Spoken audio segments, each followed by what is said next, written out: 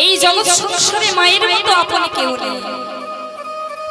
তাহলে এখানে আমি একটা কথা বলে যাই, আপনারা যে যাই করুন, কেউ কোনোদিন কারো মায়ের মনে দুঃখ দেবেন না। যে সংসারে মা কাঁদে সেই সংসারে কোনো সুখ থাকে না। যে সংসারে মা কান্নাকাটি করে সেই সংসারে কোনো সুখ থাকে না।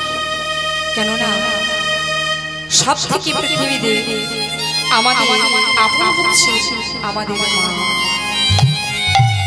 মায়ের মতো এই সংসারে কেউ আপন না। মা কত কষ্ট করে 10 মাস 10 দিন সন্তানকে গর্ভে রেখে তারপরে জন্ম দেয়। কত কষ্ট, কত দুঃখ, কত জ্বালা, কত যন্ত্রণা নিয়ে মা সন্তানকে পৃথিবীতে নিয়ে আসে। আবার দেখবে কোন কোন মা সন্তান যখন জন্ম দিতে যায়, ডাক্তারবাবু পরীক্ষা করে বলে দুজনের মধ্যে একজনকে বেছে নাও, মা না হয় সন্তান। একবার যদি মায়ের কানে এই কথা যায়, মা ছুটে গিয়ে ডাক্তারবাবুর চরণ দুটি জড়িয়ে ধরে বলে, ডাক্তারবাবু,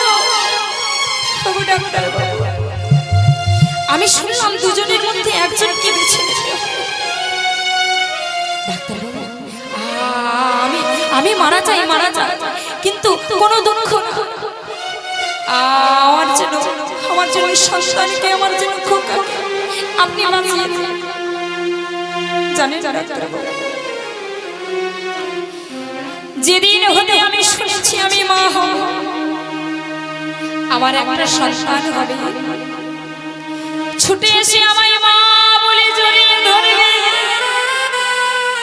যখন আমায় মা বলে জড়িয়ে ধরবে, আমার মনে যত দুঃখ, যত কষ্ট, যত জ্বালা, যত যন্ত্রণা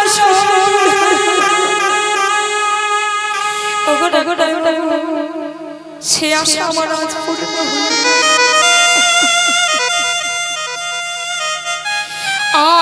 আমি তো মারা যাব।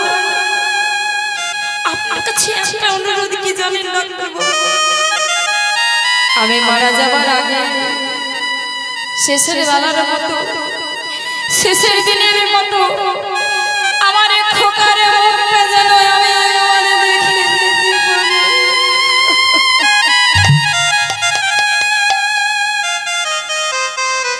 এই জন্মে আমার আর বুঝি মা ডাক শোনা হলো। খোকা আমায় মা বলে কি করে ডাকবে, আমি আর কি করে শুনবো।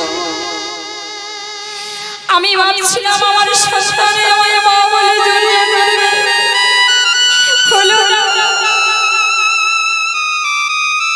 কাঁদতে কাঁদতে বলছি, খোকা রে, আমার আর বুঝি মা ডাক শোনা হলো না। মা ডাক শোনা হলো না।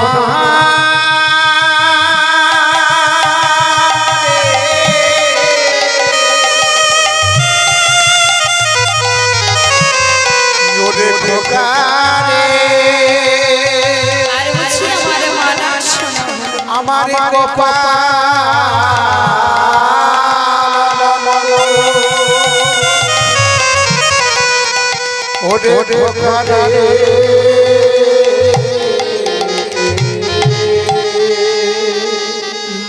তোমার মনে প্রাণে কত ভালোবাসা,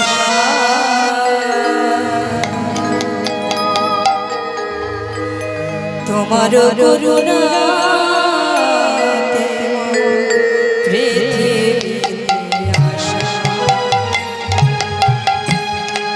মাগো তোমার